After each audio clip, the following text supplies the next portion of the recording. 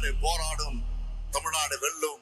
ஒரு வேலை கொடுத்திருக்கிற அந்த வேலையை முடிச்சிருவாரு செந்தில் பாலாஜி அப்படின்னு முதலமைச்சர் மு.க. ஸ்டாலின் அவர் மீது வைத்திருந்த நம்பிக்கையை வெளிப்படுத்தி இருந்தார். செந்தில் பாலாஜி அவரா கோவைக்கு வரல, நான் தான் வர வச்சிருக்கேன். கோவையிலும் வெற்றியை கன்ஃபார்ம் பண்ண சொல்லி நான் தான் அவருக்கு கோவையில டியூட்டி போட்டிருக்கேன். நிறைய ஒர்க்கை வந்து பார்த்து வச்சிருக்கிறார். ஆமா, புதிய பேருந்து நிலையம், புதிய டைடல் பார்க்கு, கரூர் கோவை 4 வழிச்சாலை, நெரூர் உன்னியூர் காவிரி ஆற்றின் குறுக்கே உயர்மட்ட போக்குவரத்து பாலம், ஈரோடு சாலை விரிவாக்கம், கரூர் காமராஜ் மார்க்கெட்டு, மாவட்ட நூலகம், அறிவியல் பூங்கா, அரவக்குறிச்சி கலைக்கல்லூரி, மீன் மார்க்கெட்டு, நீச்சல் குளம், கல்லூரிக்கு கூடுதல் வகுப்பறைகள், பாதாள சாக்கடை, குடிநீர் திட்டங்கள், சிப்காட்டு தொழில் வளாகங்கள், பல்வேறு துறை வாயிலாக வளர்ச்சி திட்டங்கள், கிட்டத்தட்ட 5100 கோடிக்கு மேல் அந்த தொகுதிக்கு செலவழித்திருக்கிறார்கள். கிட்டத்தட்ட 10 லட்சம் கோடி அளவுக்கான இன்வெஸ்ட்மெண்ட்டுக்கான உத்தரவாதத்தை பெற்று பல லட்சக்கணக்கான வேலை வாய்ப்புகள் உருவாவதற்கான அடித்தளத்தை உருவாக்குகின்ற வேலைகளை வந்து டிஆர்பி ராஜா அவர்கள் செய்து கொண்டிருக்கிறார். லோக்கல் கம்பெனிஸ் வந்து அந்த அளவுக்கு உதிரிபாக உற்பத்தியில முன்னணியில இருக்கிற காரணத்தினாலதான் நீங்க போயிங் அளவுக்கு நீங்க போய் சப்ளை செயினை இன்க்ரீஸ் பண்ண முடிகிறது. அப்ப அந்த விஷயங்களை செஞ்சு கொடுக்கறதா இருக்கட்டும், நிறைய நாலேஜ் காரிடாரும் ஐடி பார்க்ஸ் உருவாக்குறதா இருக்கட்டும், இதெல்லாம் வந்து தொழில்துறையில நடந்த முக்கியமான விவகாரங்கள். குன்னம் சிவசங்கர் அவர்கள் தமிழ்நாட்டினுடைய போக்குவரத்து துறை அமைச்சராக அரியலூரின் அரிமா பஸ் வேணும்னு கேட்ட பிள்ளைய வச்சு பஸ் எடுக்க விடுறது. உன் ஏரியாவுக்கு நீ தானே பஸ் கேட்ட, வா நீ தான் அந்த பஸ்ஸுக்கு ஃபர்ஸ்ட் உட்காரணும் வா அப்படின்னு சொல்லிட்டு அந்த பிள்ளை சொல்லும்ல, இந்த பஸ் நான் தான் கொண்டு வந்தேன். டிரான்ஸ்போர்ட்ல நிறைய மாற்றங்கள், இவி வாகனங்கள், சுற்றுலா போவதற்கு உண்டான வாகனங்கள், திடீர்னு ஒரு இனோவேட்டிவான சூப்பர் கான்செப்ட் வந்துச்சு. பழைய பஸ் அதை வந்து ரெடி பண்ணி விண்டேஜ் மாடல்ல நீங்க ஒண்ணு பண்ணி டூரிஸ்ட் அதை வச்சு நீங்க ஊர் பூரா சுத்தலாம் அப்படின்னு ஒண்ணு கொண்டு வந்தாரு. எல்லா மாவட்டத்துக்கும் அது கொண்டு வரணும். ஆழ்தள பேருந்துகள் மட்டும் அல்லாமல் மாற்றுத்திறனாளிகளுக்கான அசசிபிளான ஒரு டிரான்ஸ்போர்ட்டாக மாறியது சிவசங்கர் அவர்களுடைய காலத்தில் தான். Real social justice.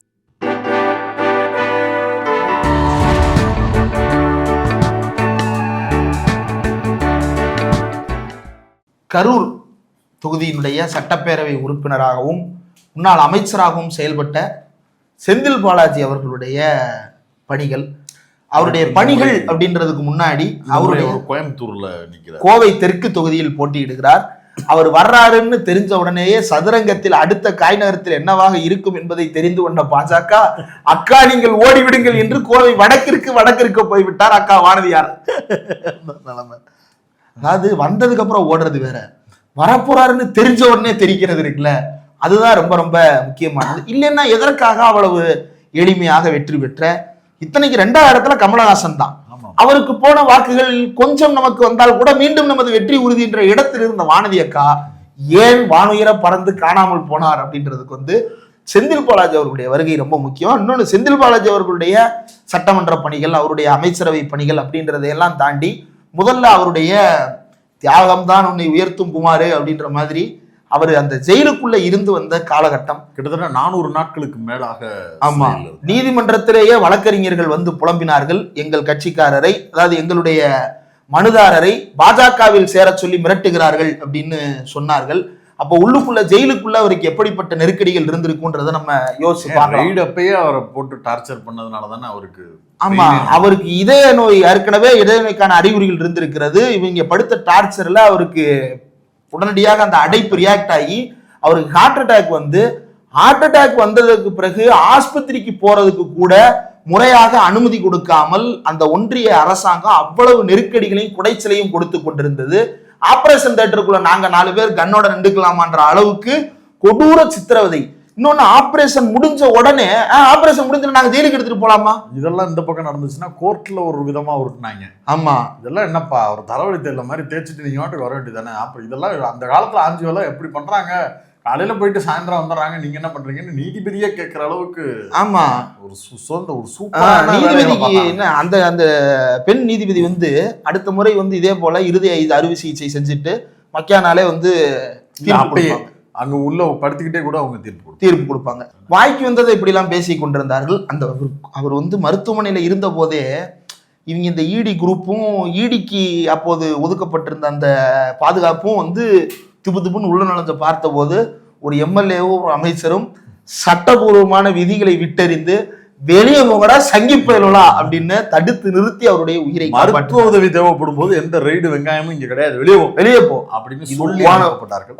கேட்டுக்கு வெளியே தான் உன் ஜூரிஸ்டிக்ஷன், கோர்ட்டுக்குள்ள நான் தான்டா அத்தாரிட்டி, கேட் அப்படின்னு விரட்டி அடிக்கப்பட்டது.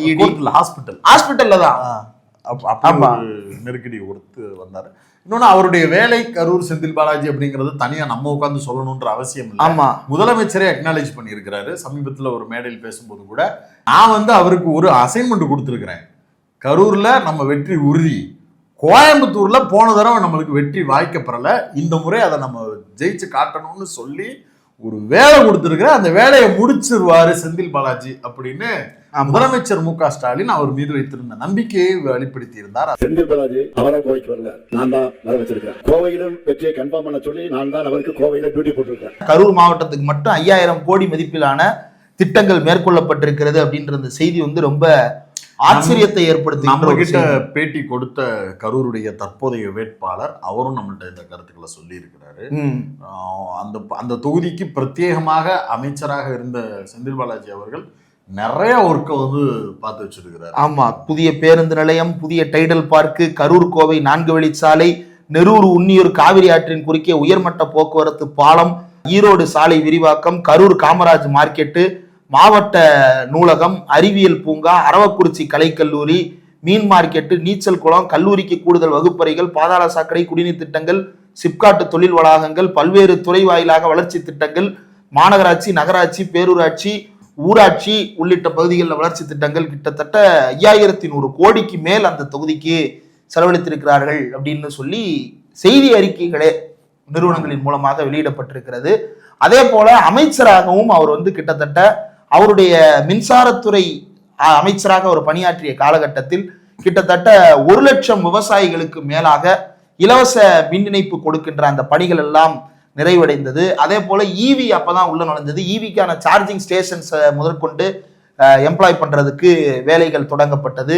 13 சப்ஸ்டேஷன்கள் ஈபியை பொறுத்த வரைக்கும் இந்த சப்ஸ்டேஷன்ஸ் இல்லாததுனால பல்வேறு நெருக்கடிகள் இருந்த சூழ்நிலையில அந்த சப்ஸ்டேஷன்ஸா இருக்கட்டும், தமிழ்நாட்டினுடைய அந்த எலக்ட்ரிசிட்டியில கிட்டத்தட்ட 50% ரெனியூவபிளா மாற்றணுன்றது நம்மளுடைய இலக்கு. அந்த இலக்கை நோக்கிய பயணத்தில் நாம் இன்றைக்கு ஒரு குறிப்பிடத்தகுந்த மாற்றத்தை அடைந்திருக்கிறோம். அந்த அளவிற்கு ரெனியூவபிள் எனர்ஜிக்கான போக்கஸ் அப்படின்னு அமைச்சரவையில் அவர் இருந்த காலகட்டத்திலும் பல்வேறு மாங்காய் பிடித்ததோ வாய் பிடித்ததோ அப்படின்ற மாதிரி எவனாவது ஏதாவது சொன்னான்னா அடுத்த செகண்ட் ட்விட்டர்ல மின் இணைப்பு எண்ணெய் கொடுங்கள் நண்பான்றுவாரு. ஆமா, எவனாவது ஒருத்தன் 1 மணி நேரமாக எனக்கு கரண்டே இல்லை அப்படின்னு இந்த பலவாய் பங்கஜங்கள் இருப்பானுங்க. ஆமா, இந்த பக்கம் பேமெண்ட் வாங்கிட்டு இந்த படம் நல்லா இல்லைன்னு அவனுங்க ட்வீட் எல்லாம் போட்டுருவாங்க. கன்சியூமர் நம்பர் கூட அவர் கேட்டுருவாரு, பிரதர் உங்க ட்வீட்டை பார்த்தேன், கன்சியூமர் நம்பர் கொடுக்க எங்கடா இருக்க அப்படின்னா நான் கிச்சடி வித்துக்கிட்டு இருக்கேன் யூகேல அப்படிமா மண்டே தட்டி. நீ தான் யூகே போயிடல பெண்ணா, இங்க என்ன நடந்துகிட்டு இருக்கு, என்ன கேமு, என்ன மேட்ச் எதுவுமே தெரியாம இங்க உன்னை யாரா கருத்து சொல்ல சொன்னா அப்படின்னு கேட்பாரு. இவர் ஸ்பாட்ல உடனடியா உன் பிரச்சனையை சொல்லு, உடனடியா ரிசல்ட் வாங்கிட்டு இடத்த காலி பண்ணு, நிம்மதியாரு, சந்தோஷமா இரு அப்படின்னு நாம சொல்லல, விகடன் தாத்தாவே சொல்றாரு. கோவிட் காலகட்டத்துல ஒருத்தர் ஏதோ ரொம்ப தூரமா அப்படி நடந்து போயிட்டு இருந்திருக்காப்ல, ரொம்ப பரிதாபமான நிலையில நடந்து போயிட்டு இருந்திருக்காப்ல. விகடன் தாத்தாவா? விகடன் தாத்தா இல்ல, வேற ஒரு நபர்.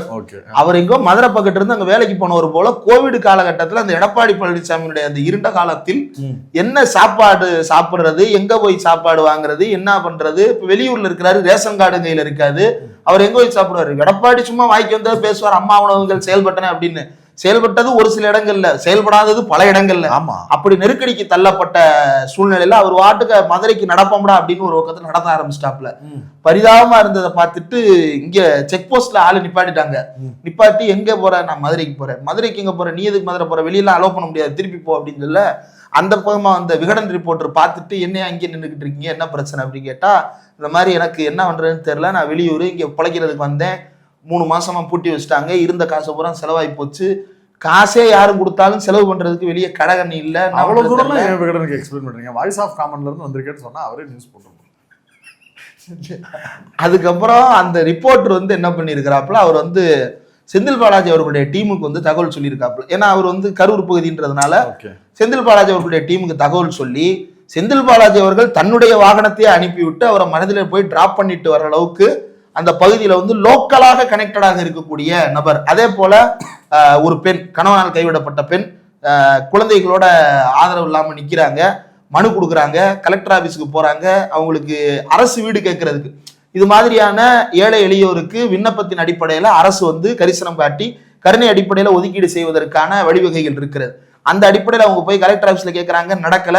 ஒரு முறை செந்தில் பாலாஜியினுடைய கூட்டத்தில் அவங்க போய் வந்து செந்தில் பாலாஜியை பார்த்து, இந்த மாதிரி நான் ஒரு ஆதரவற்ற கைம்பெண் குழந்தைகளோட இருக்கேன், எனக்கு வந்து அவங்க மாற்றுத்திறனாளியும் கூட, அவங்க என்ன செய்யறதுன்னு தெரியாம நின்ன போது அவங்களுக்கு வந்து ஒரு குடிசை மாற்று வாரிய குடியிருப்பு அல்லது தமிழ்நாடு வாழ்விட மேம்பாட்டு வாரிய குடியிருப்பு பகுதியில தரைத்தரத்திலே அவங்களுக்காக ஒரு வீட்டை ஒதுக்கி கொடுத்து செய்து கொடுத்தவர். இதெல்லாம் சின்ன சின்ன விஷயங்கள், நிறைய பட்டியல் இருக்கு. நம்ம பெரியார் எனும் பெருநெருப்பு நிகழ்ச்சி நடத்த அவரை அழைக்கிறதுக்காக போயிருந்தோம். ஆமா, முதல்வருடைய பிறந்தநாள் அன்னைக்கு நம்ம கோயம்புத்தூர்ல நம்ம நிகழ்ச்சி ஏற்பாடு பண்ணியிருந்தோம். அதுக்கு அவரை அழைக்கிறதுக்காக போயிருந்தப்ப அங்க நாமளே பார்த்தோம். அதாவது ஒரு அமைச்சரை பார்க்கறதுக்கு அத்தனை மக்கள், அதுவும் சும்மா கிடையாது, வாசல்லே ஒருத்தர் சால்வ புக்கு விற்கிறார். நம்மளை வர சொன்னது 8 மணி, நம்ம போனது 7:45.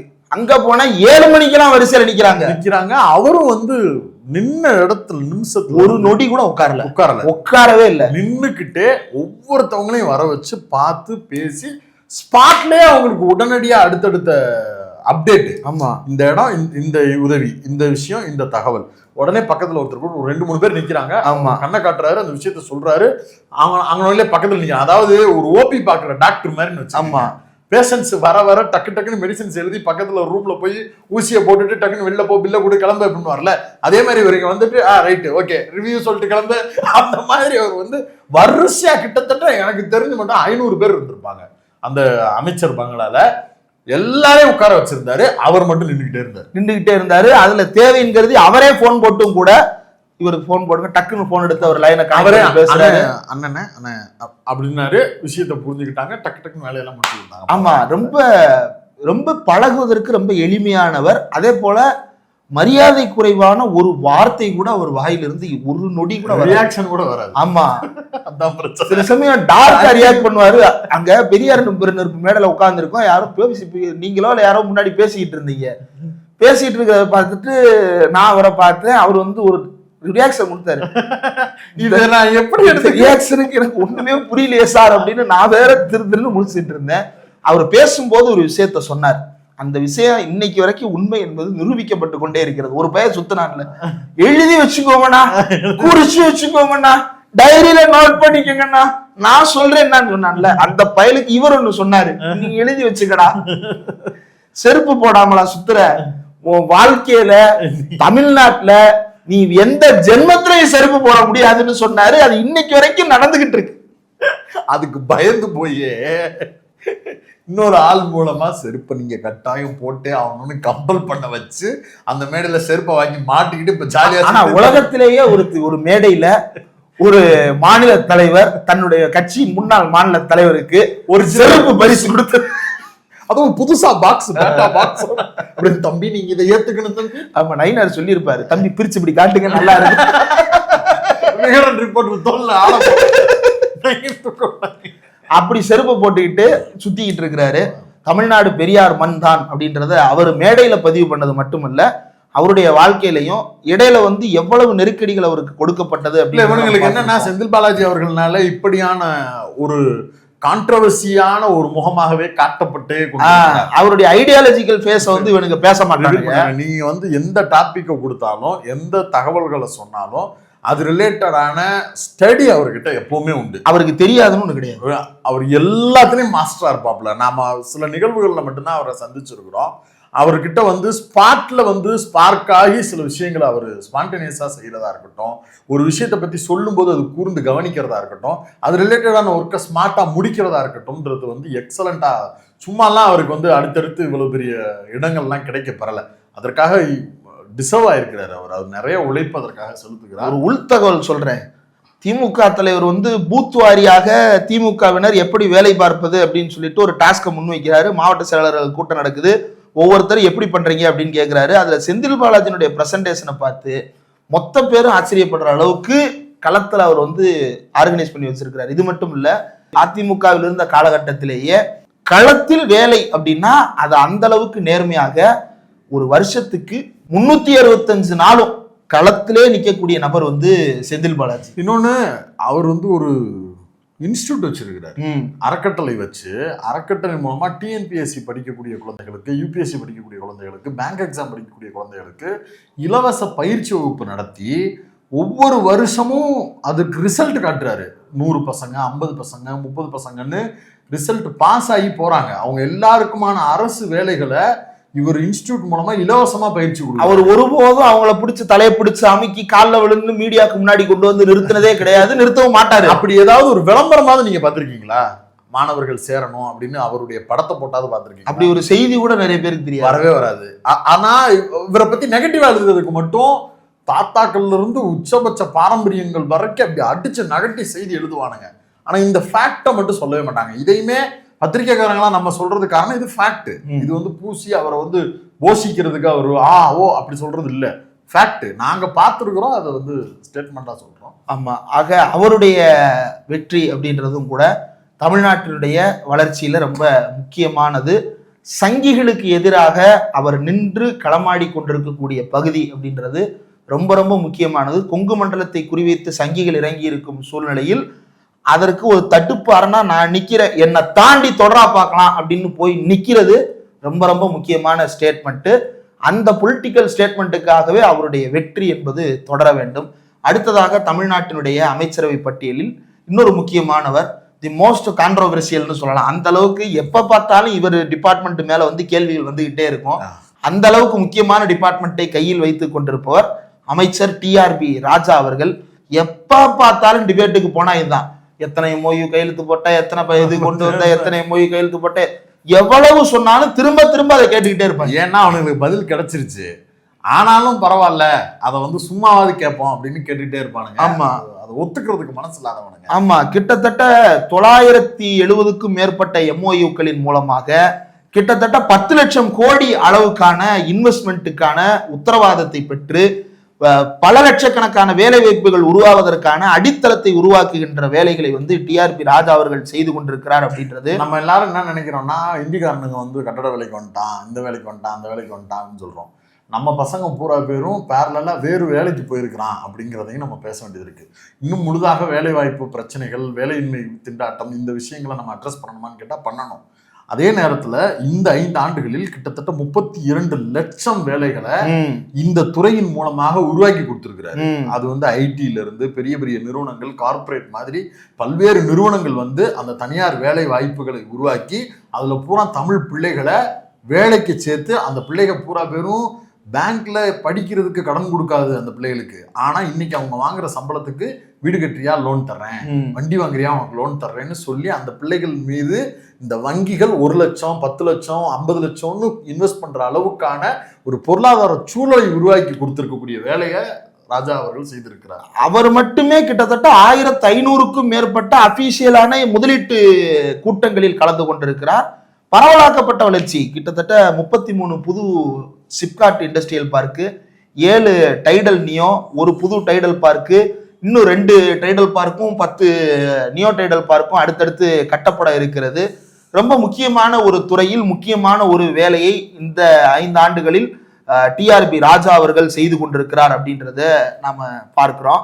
அதை விட முக்கியமாக தமிழ்நாட்டினுடைய வளர்ச்சியை வந்து அடுத்த கட்டத்திற்கு எடுத்துட்டு போறதுன்றது எவ்வளவு பரவலான துறைகளில் இன்வெஸ்ட் பண்ணப்பட்டிருக்கு அப்படின்றதுதான். அப்படி எவ்வளவு பரவலாக முதலீடு செய்யப்பட்டிருக்குன்னா, விண்வெளி தொழில்நுட்பம் வரைக்கும் ஆய்வு செய்வதற்கான பணிகள்ல தமிழ்நாட்டில் TIDCO aerospace and defence park ஸ்ரீபெரும்புதூர்ல, சென்னை, ஒசூர், சேலம், திருச்சி, கோயம்புத்தூர் பகுதிகளில் இண்டஸ்ட்ரியல் காரிடார் ஸ்பேனிங்கு அப்படின்னு ஏர்பஸ், போயிங்கோட காம்போனன்ட்ஸ் சப்ளைக்கான முக்கியமான விஷயங்கள். லோக்கல் கம்பெனிஸ் வந்து அந்த அளவுக்கு உதிரிபாக உற்பத்தியில முன்னணியில இருக்கிற காரணத்தினாலதான் நீங்க போயிங் அளவுக்கு நீங்க போய் சப்ளை செயினை இன்க்ரீஸ் பண்ண முடிகிறது. அப்ப அந்த விஷயங்களை செஞ்சு கொடுக்கறதா இருக்கட்டும், நிறைய நாலெட்ஜ் காரிடாரும் ஐடி பார்க்ஸ் உருவாக்குறதா இருக்கட்டும், இதெல்லாம் வந்து தொழில்துறையில நடந்த முக்கியமான விவகாரங்கள். அதே போல R&D அதுவுமே ரொம்ப முக்கியம். தொழில்துறை வளர்ச்சியை நோக்கி நாம நகரணும் அப்படின்னா சொந்த நாட்டினுடைய அறிவு உற்பத்தி அப்படின்றது பெருகணும். அதற்கு R&Dல முதலீடு செய்வது ரொம்ப முக்கியம். ஸ்டார்ட் அப் நிறுவனங்கள்ல முதலீடு செய்வது அப்படின்றது ரிசர்ச் அண்ட் டெவலப்மெண்ட். ஆமா, ரிசர்ச் அண்ட் டெவலப்மெண்ட், ஆய்வு பணிகள் அதிகம் மேற்கொள்ளணும். அதுக்கு வந்து டாட்டாவோட சேர்ந்து டிட்கோ வந்து அண்ணா பல்கலைக்கழகத்துல புதிய மையம் ஒண்ணு உருவாக்குறாங்க. இப்படி அறிவுசார் மையங்களை உருவாக்குகின்ற மாநிலமாக தமிழ்நாடு மாறி இருக்கிறது. அதுல டிஆர்பி ராஜா அவர்களுடைய பங்களிப்பு அப்படின்றது ரொம்ப ரொம்ப முக்கியமானது. ஒரு இளம் அமைச்சராக அவர் இதுக்கு முன்னாடி ஜெயலலிதா பீரியட்ல இருந்த இதே போர்ட்போலியோ மெயின்டைன் பண்ண மினிஸ்டர் பேசின ஸ்பீச்சையும் இவர் பேசுற ஸ்பீச்சையும் போட்டு பாருங்க. யாருன்னு தெரியுமா உங்களுக்கு? அந்த மினிஸ்டர் தங்கமணி தானே? இல்ல, ஞாபகம் இருக்கு. அதுதான் ஆச்சரியமா இருக்கு. நம்ம இந்த ஃபீல்டில் இருக்கிறதுனால ஜனத்துக்கு அது தெரியாது. என்னன்னா ஒரு இன்வெஸ்டரை கூட்டு வர்றது அப்படிங்கிறது வந்து நம்ம அப்படி யாரையும் குறைத்து மதிப்பிடலை. குறைந்தபட்சம் அதற்கு உண்டான ஒரு புரிதலோடு இருக்கும்போது அந்த கான்ஃபிடென்ட்ல ஒரு மீட் இருக்கும்.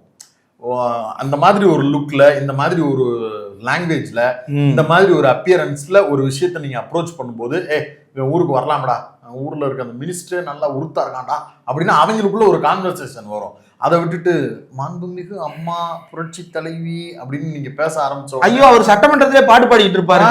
ஒரு டக்குன்னு என்ன பண்ணுவாங்கன்னா, இல்ல நம்ம தவறா ஏதோ ஒரு இடத்துக்கு வந்துட்டோம், நம்ம வந்து கிமு பீரியடுக்கு வந்திருக்கிறோம் போல் இருக்கு, இங்க நம்ம போனோம்னா நம்மளை வந்து ஆதாம் ஏவாள் காலத்துல போட்ட காஸ்டியூம் ஏதாவது போட விட்டு ஜல் ஜல் ஜல் ஜல் ஏதாவது பெர்ஃபார்ம் பண்ண விட்டுருவான்னா ஹோண்டா கம்பெனிக்காரன் பயந்து ஓட்டிடுவான்.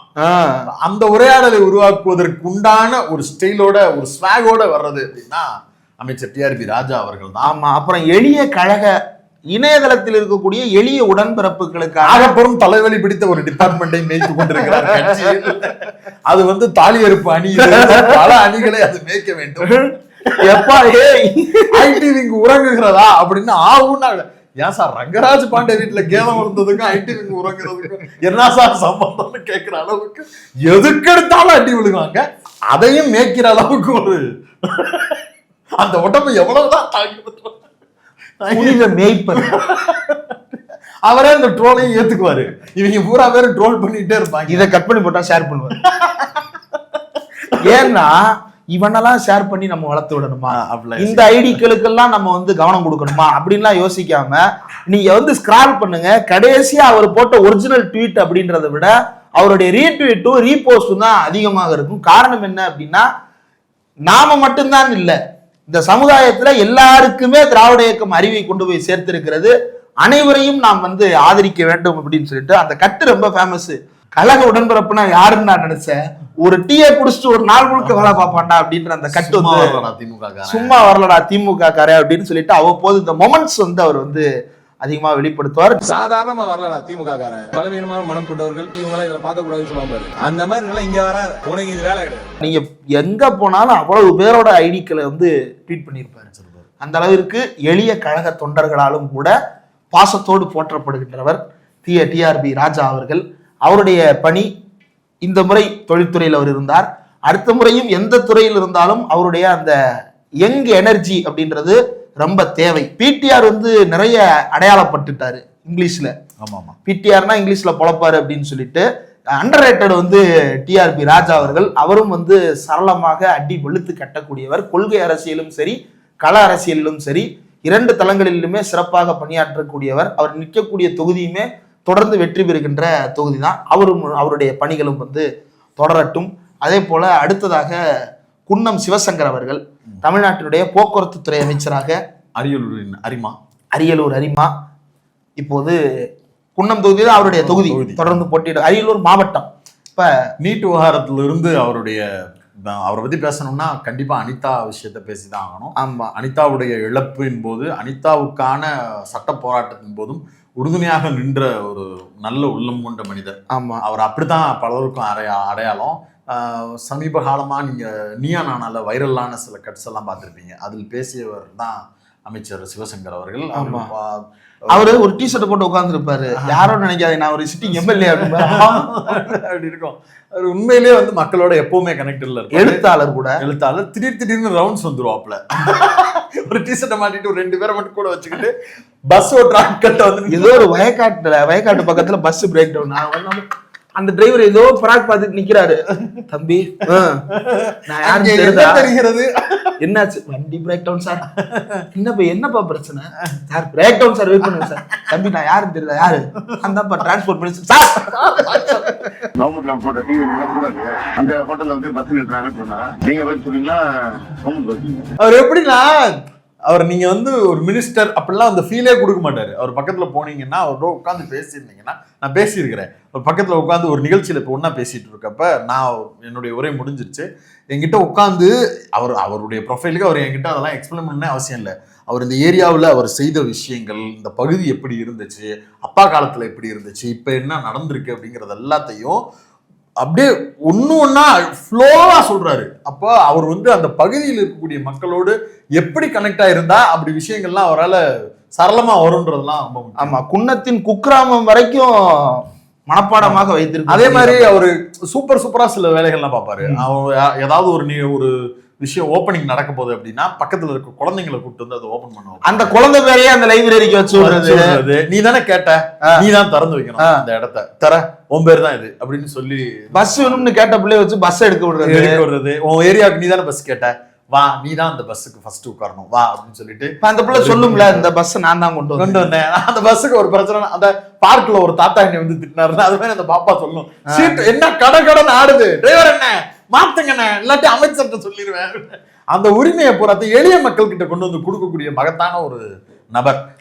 அவர் கையில இருந்த போர்ட்போலியோ டிரான்ஸ்போர்ட், நம்ம நீங்க அறநிலையத்துறைக்கு சொன்னது மாதிரியே இந்த துறையை ஒழிக்கணும் அப்படிங்கிறது வந்து பாஜகவுக்கு நீண்ட நாள் செயல் திட்டம். ஆமா, அதானிக்கு பெரிய இன்ஃப்ராஸ்ட்ரக்சரை உருவாக்கி தர்றதுக்கு இந்த துறையை வந்து கேப்சர் பண்றது ஒரு பெரிய பார்ப்பனர்களிடம் இருந்து இந்த துறை இப்படி ஒரு டிபார்ட்மெண்ட்டை பிடுங்கி அதை எளிய மக்களுக்காக அரசாங்கமே கைப்பற்றினதே ஒரு பெரிய வரலாறு. ஆமா, ஒரு பெரிய பிரைவேட் நிறுவனம், அது ஒரு பிராமின் லாபி, அவங்க மட்டுமே இந்த வாகனத்தை இயக்க முடியும், அவங்க நிக்கிற இடத்துலதான் ஸ்டாப்பு, அவங்க கொண்டு போய் இறக்கி விடுறதுதான் மக்கள், அதுல ஏறுறவங்க தான் ஜனம் அப்படிங்கிறது இருந்த சூழலை ஒரு துறையாக மாற்றி அது எல்லா எளிய மனிதர்கள் இருக்கக்கூடிய பகுதிகளுக்கும் போகணும்னு அரசே அதை அந்த டிபார்ட்மெண்ட் டேக் ஓவர் பண்ணுது. அப்ப அதை இந்த சமூக நீதி பேசக்கூடிய அரசியல் பேசக்கூடிய ஒரு நபர்கிட்ட ஒப்படைக்கிறது அப்படிங்கிறது தான் முக்கியம்ன்றது அடிப்படையில் கொடுக்குறாரு. டிரான்ஸ்போர்ட்ல நிறைய மாற்றங்கள், நீங்க அவர் வந்ததற்கு பிறகு ஈவி வாகனங்கள், அப்புறம் சுற்றுலா போவதற்கு உண்டான வாகனங்கள், நீங்க மதுரையில வந்து திடீர்னு ஒரு இனோவேட்டிவான சூப்பர் கான்செப்ட் வந்துச்சு, பழைய பஸ் அதை வந்து ரெடி பண்ணி விண்டேஜ் மாடல்ல நீங்க ஒண்ணு பண்ணி டூரிஸ்ட் அதை வச்சு நீங்க ஊர் பூரா சுத்தலாம் அப்படின்னு ஒண்ணு கொண்டு வந்தாரு. எல்லா மாவட்டத்துக்கும் அது கொண்டு வரணும். அப்புறம் தாழ்தள பேருந்துகள் நிறைய அட்வான்ஸ்டு தாழ்தள பேருந்துகள் மட்டும் அல்லாமல் மாற்றுத்திறனாளிகளுக்கான அசசிபிளான ஒரு டிரான்ஸ்போர்ட்டாக மாறியது சிவசங்கர் அவர்களுடைய காலத்தில் தான். Real social justice. ஆமா, அதை வந்து மாற்றுத்திறனாளிகளே சொல்றாங்க. அவர் சொன்னதுக்கு பிறகு அந்த மாற்றுத்திறனாளியை வந்து அவ்வளவு கொடுமைக்கு உள்ளாக்குனாங்க ஆன்லைன்ல. அதற்கு பிறகு அந்த பையன் நான் அப்படிதான் பேசுவேன் அப்படின்னு சொல்லிட்டு திமுக ஆதரிக்கிறதுக்கு 3 காரணம் இருக்கு. நீ என்னை என்ன வேணாலும் நினைச்சுக்கடா, நான் அப்படி தாண்டா அப்படின்னு அந்த பையன் போட்ட வீடியோ அதை முதல்வர் ஷேர் பண்ணியிருந்தாரு. ஆமா, அதுல அவர் குறிப்பிடுறது எல்லாமே என்னன்னா டிரான்ஸ்போர்ட் தான் சொல்றாரு. அரசு வந்து ஒரு கண்டக்டர் ஒரு டிரைவரும் டிக்கெட் பைப்பி அப்படின்னு அடிச்சுட்டு கிளம்புறது இல்லை அவங்க வேலை. ஒரு மாற்றுத்திறனாளி வர்றாரு அப்படின்னா அவருக்கு வந்து அந்த ரேப்பை எடுத்து போட்டு அவரை ஏத்திட்டு திரும்பி அவர் இறங்கினோன்னு அந்த போர்டை மாட்டிட்டு அதுக்கு பிறகு கிளம்புறது அப்படிங்கிறதையும் ஒரு சூழல் இருக்குல்ல. இதுவும் உன்னோட வேலை தான், நீ அங்க எரிச்சல் படக்கூடாது அப்படின்னு அவரை கிரவுண்டட் ஆக்கி அவரை பழக்கிறது இருக்குல்ல, அது ரொம்ப முக்கியம். இன்னொன்னு எளிய மக்களுமே அதை மறுக்கிற ஆட்கள் கிடையாது. கண்ணுக்கு முன்னாடி ஒருத்தர் நம்மளுக்கு நல்ல கால் இருக்கு, நல்ல கை இருக்கு, அவங்களுக்கு இல்லையே, அப்ப அதை நம்ம செய்யணுமே அப்படின்னு சொல்லும் போது அந்த பொறுப்பை அரசே ஏற்றுக்கொண்டு அதை ஒரு விதியாக்குவது அப்படிங்கிறது, நாளைக்கு நீங்க அங்க அந்த இடத்துல ஒரு பாசிஸ்ட் ஒரு ஆர்எஸ்எஸ் காரன் வந்து வேலைக்கு சேர்ந்தா கூட அந்த வேலையை நீ செஞ்சுதான் ஆகணும். அவனுங்களுக்கு வந்து ஊனமுற்றோர்கள் குறித்து அவனுங்களுடைய புராணங்கள்ல எப்படி இருக்குன்னு ஆய்வு எல்லாம் மேற்கொண்டுட்டு இருப்பானுங்க.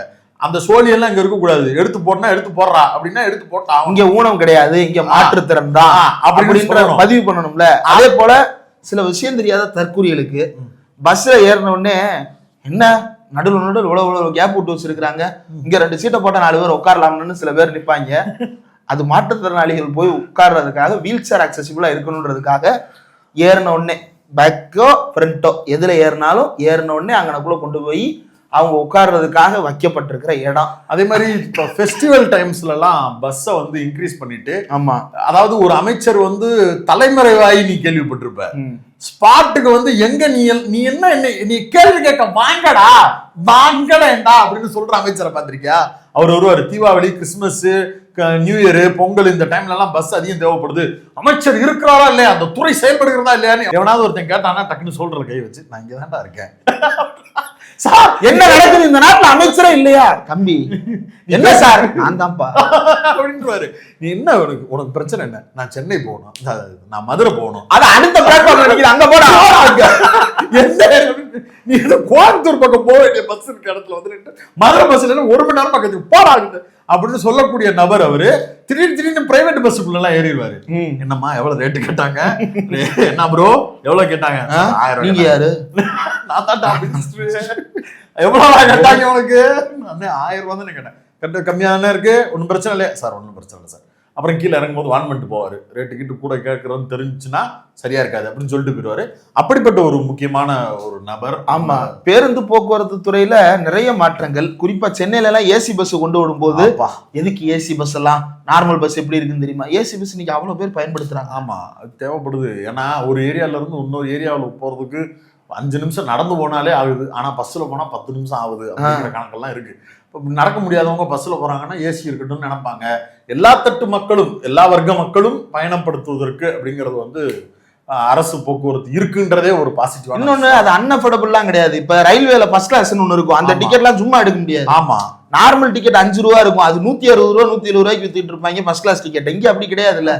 ரொம்ப எளிய மக்களுக்கும் அந்த டிக்கெட் மூலமாக ஒரு நல்ல வசதியை கொண்டு போய் சேர்ப்பது அப்படின்றது போக்குவரத்து துறையில் நடந்திருக்கிறது. எல்லாருக்கும் இன்க்ளூசிவான போக்குவரத்து துறையாக, விடியல் பயணம் திட்டத்தை வந்து சிறப்பாக செயல்படுத்துகின்ற துறையாக. அது விடியல் பயணம்லாம் வந்து எவ்வளவோ நஷ்ட கணக்குல ஏறும், டிபார்ட்மெண்ட்டுக்கே பெரிய நஷ்ட கணக்குல ஏறும். ஆமா, ஆனாலும் அதை பேலன்ஸ் பண்ணி அங்க இருக்கக்கூடிய எம்ப்ளாயிஸை கன்வின்ஸ் பண்ணி அவர்களுடைய பிரச்சனை, ஊதிய உயர்வு, போராட்டம், தொழிற்சங்கத்தினுடைய பிரச்சனை, இது எல்லாத்தையும் ஃபேஸ் பண்ணி அவர்களுடைய கோரிக்கைக்கு செவிசாய்த்து பணியாளர்கள் நியமனம், அது ரிலேட்டடா இருக்கக்கூடிய சிக்கல்கள், அது பல ஸ்ட்ரைக் எல்லாம் வந்து அதை ஹேண்டில் பண்ணி அவர்களுக்கு கன்வின்சிங்கா பதில் சொல்லி அப்படி பல நெருக்கடிகளோடு ஒரு டிபார்ட்மெண்ட் எடுத்துட்டு வர்றதுங்கிறது வந்து அவ்வளவு சாதாரண விஷயம் கிடையாது. அது திறம்பட செய்து கொண்டிருக்கிறார். அதற்கு மிகப்பெரிய வாழ்த்துக்கள். மீண்டும் அவர் வெற்றி பெற வேண்டும். ஆமா, அந்த துறை போலவே எந்த துறை அவருக்கு கிடைத்தாலும் அதிலும் அவர் சாதனை படைக்க வேண்டும். இது போல இன்னும் எல்லா துறைகள்லையுமே பேச வேண்டிய முக்கியமான விஷயங்கள் இருக்கிறது. வாய்ப்பு இருந்தால் நாளை இன்னொரு எக்ஸ்பிளைனரிலோ உட்கார்ந்து பேசுவோமிலோ அது பற்றி பேசலாம். தமிழ்நாட்டில் இந்த வளர்ச்சி பணிகள் அப்படின்றது தடை இல்லாமல் நடக்கணும். இப்போ தமிழ்நாட்டில் இந்த 5 வருஷத்துல பல விஷயங்கள்ல அடிப்படை கட்டமைப்புகள் உருவாக்கப்பட்டிருக்கு. பல விஷயங்கள்ல அடுத்த கட்ட வளர்ச்சிக்கான ஏணிப்படிகள் உருவாக்கப்பட்டிருக்கு. பல விஷயங்கள்ல தமிழ்நாடு அரசு உச்சம் தொட்டிருக்கிறது. அப்போ இந்த அடிப்படை கட்டுமானம் உருவாக்கப்பட்டது அடுத்து ஏணிப்படிகளா மாறணும், ஏணிப்படிகளாக இருப்பது உச்சம் தொடரணும். அப்ப இந்த சைக்கிள் வந்து கண்டினியூஸா எவல்யூஷனை நோக்கி, முன்னேற்றத்தை நோக்கி பயணித்து கொண்டே இருக்கணும். அப்படின்னா அதற்கு ஒரு நீண்ட திட்டமிடல் வேணும். அந்த திட்டமிடல் இருக்கக்கூடிய கவர்மெண்ட்டுக்கு இன்னும் 5 வருஷமா தேவைப்படணுங்க. அதை விட்டுட்டு இந்த அவன் வந்தான் விசில் அடிக்க சொன்னான், இவர் வந்தாரு உனக்கு அடிமையா இருக்க சொன்னாருன்னு எவனையாவது போற போக்கில் இழுத்து விட்டீங்கன்னா அடுத்த 15 வருஷம் பின்னாடி வந்து தொலைஞ்சிருவான். கவனமா ஓட்ட போடும். 15 வருஷம் இல்ல, நம்ம வந்து பேச தெரியாத காலத்துல இருந்திருக்கோம்ல காட்டு மிராண்டிகளா, அங்க கூட்டு போயிருவாங்க. கவனமா இருங்க. அதை நோக்கி ஆப்பிரிக்க காடுகள்ல சிம்பான்சிகளுக்கு இடையில சிவில் வார் நடக்குதா, கிட்டத்தட்ட அந்த மாதிரி ஆக்கி விட்டுருவாங்க நம்மள. கவனம்.